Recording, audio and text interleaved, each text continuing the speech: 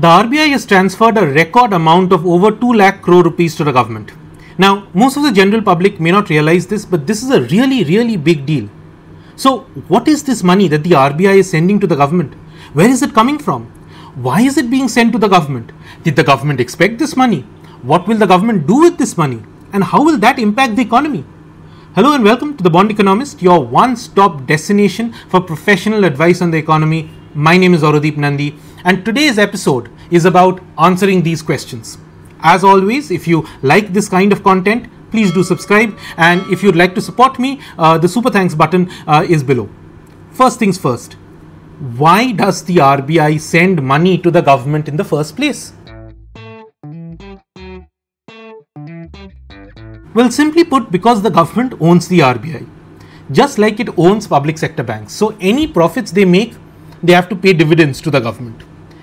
Every year, a sizable amount of money goes from the RBI and public sector banks to the government, and the government in turn uses this money as part of the union budget to spend on wages, on subsidies, on roads, on railways, etc. But that begs the question, how on earth does the RBI make a profit? Well, simply put, by the income it makes from its assets, and the income it makes from selling those assets. What are these assets of the RBI? Well, government bonds and foreign currency assets. When people say, look, RBI's foreign exchange reserves are going up, this is exactly what they're talking about. So any interest income it earns on these assets become part of the dividend calculation. In the case of government bonds, the government of India is paying interest on whoever is holding them. In the case of foreign bonds, so if it's US Treasury securities, it's the US government that pays the interest. The RBI also makes money when it sells foreign exchange. It sells dollars when the rupee has become too weak. So you sell dollars, you buy rupees, that strengthens the exchange rate. But as it is selling those dollars, it is also making a profit, especially if the rupee has depreciated a lot. So the same dollar that the RBI may have purchased many years back and that is valued in the balance sheet at say 70 rupees to a dollar is now being sold at the exchange rate of say 83, that or whatever the exchange rate is currently. So that is the profit for the RBI. Finally, the RBI also lends money to banks, and when banks have excess cash sitting with them, they also lend it back to the RBI. So in any particular year, if the RBI has lent out to banks more than it has borrowed from banks, then it makes money on the lending. But all of this income doesn't get automatically transferred to the government. The RBI is also required to keep some of this as reserves. For instance, it has to maintain a contingency reserve of anywhere between 5.5 to 6.5% of its balance sheet. And that is up to the RBI's board every year. They meet in May to figure out how much money is to be kept in reserves. There are also a few other places the RBI is mandated to make provisions for. Whatever is remaining after these is sent to the government. I mean, there are of course more nuances involved, but broadly this is the mechanics. This year, the RBI has decided to send a record high of around 2.1 lakh crore rupees to the government. You can see that such high levels of transfers hasn't happened in the past. The shockwaves caused interest rates on the day to crash to an almost 1 year low. So what happened? How did the RBI make so much money? Well, the details are yet to be released, so we have to make some guesses here. Remember, broadly speaking, dividends that the RBI sends to the government is determined by the interest that the RBI earns on its foreign assets, the interest it earns on domestic government bonds, and the profit it makes on selling foreign exchange. And then you deduct the provision for the buffers. Whatever is left, you said. What we do know is that RBI Governor Shaktikanta Das has actually been quite conservative of the income that the RBI has made. He has actually opted to keep aside the highest possible percentage for contingency buffer. He had a choice from 5.5 to 6.5%. He chose 6.5%. So it's not as if the higher dividends has come because the RBI has been just too casual about provisioning for its safety net. Then the higher dividends must be coming because it's been an exceptionally good year for the RBI. Now, it could be that higher interest rates in the US with the Federal Reserve hiking policy rates to bring inflation under control could have led to the RBI making good money on its foreign assets. There has also been a lot of buying and selling of forex this year by the RBI in an effort to, well, the politically correct term is controlling the volatility in the exchange rate, but what the IMF describes as manipulating the exchange rate. In fact, I've done a detailed episode of The Bond Economist on this. I'll leave a link in the description. So maybe their profit from these sales have helped. When the RBI releases its balance sheet for the year later, we'll actually get a proper idea of what went into this 2.1 lakh crore rupees number. The question remains though, what will the government do with all this money? So when the government presented the interim budget in February, by the way, this was interim because before the elections, the government is supposed to only present a budget that is relevant for the next few months. Basically just to keep the machinery running. And then the new government comes in, assembles the cabinet, and the new finance minister presents the final budget. So when the interim budget was announced in February, the government, well, still didn't know how much money it would get from the RBI in May, because that's when the meeting happens. So every year it makes an assumption.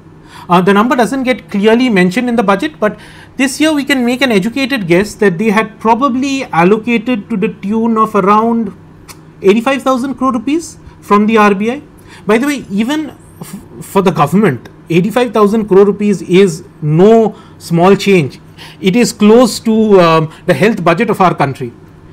But now, after the board meeting of the RBI in May, well, the government is now getting over, around 2.1 lakh crore rupees. This is a little more than what the government spends every year on giving free food. But remember, if the government was expecting around 85,000 crore rupees and it got over 2 lakh crore rupees, the actual difference for the government is only around 1.2 to 1.3 lakh crore rupees. That's roughly 0.4% of GDP, which is, by the way, still a sizable amount. The question is, what does the government do with this extra 0.4% of GDP? Well, it has three options. One, it can spend all the money. The government's fiscal deficit target for FY25 is 5.1% of GDP. So this is, broadly speaking, the difference between government spending and government income. So the government could spend the extra 0.4% of GDP on infrastructure, on subsidies, on regular expenditure items. It could use it to make up for any fall in tax receipts this year. It could do all of this and still maintain the fiscal deficit target of 5.1% of GDP. Or it could go with option 2, which is to say, wait a minute, how about I conserve this money? Let me cut the fiscal deficit target for this year. Let me cut the amount of money that I'm having to borrow this year from the market to run the government. Now, India has been trying really hard to go on a fiscal diet to reduce the level of government borrowing. The pandemic led India to sharply increase its fiscal deficit from 4.6% of GDP to over 9% of GDP within a year to fund all the government support that came at the time. And since then, the government has been doing a pretty good job in cutting that fiscal flab. This year, it has brought it down. Well, the aim is to bring it down to 5.1% of GDP from 5.8% of GDP last year. And the ambition is to get it below 4.5% of GDP by next year, which is FY26. Effectively reversing the increase that happened during the pandemic. And this is important for our macroeconomic health, for keeping our national debt and inflation under control, and is an integral jigsaw piece that India needs to get in place if it wants to make a solid case for upgrading its sovereign credit rating with the global rating agencies. It's currently only a notch above junk. And the government has been going hammer and tongs behind rating agencies to recognize that India deserves a higher rating. But the most common pushback that it receives is that, look, India's public debt as a percentage of GDP is far higher than other countries in that rating band. So the government can say that, hey, wait a minute, instead of a deficit of 5.1% of GDP in FY25 and 4.5% of GDP in FY26, how about I use this extra money of 0.4% of GDP to get a head start? And instead of 5.1%, slash it down, 5.1% minus 0.4%, so 4.7% of GDP this year itself. Or it could opt for option number 3, which is a mix of options 1 and 2.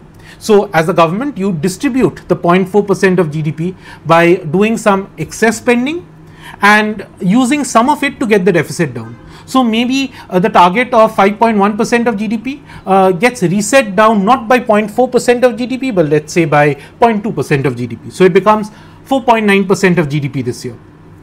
Which option will the government opt for will be revealed when the new government presents the final budget of the year. So the key thing to watch out for is if they choose to reduce the fiscal deficit target for the year or keep it as it is. And the reason money markets are so rattled by this is that if the government cuts its fiscal deficit, that is likely to reduce the government borrowing in the year. And that means lesser supply of bonds in the markets relative to demand. If demand is too high and supply is too less, well, economics dictates that the price of the bonds will go up, and interest rates are inversely related to prices, so interest rates will go down. Lower interest rates will be another bonanza for the government because now it can borrow from the market cheaper, so the amount it spends on interest payments will also reduce somewhat. In many ways, RBI's dividends this year is looking more and more like a welcome gift to the new government. Like, congratulations for winning the elections. Here's a free voucher of over 1 lakh crore rupees of extra money for you to spend however you like. For more such insights, like, share and subscribe to The Bond Economist.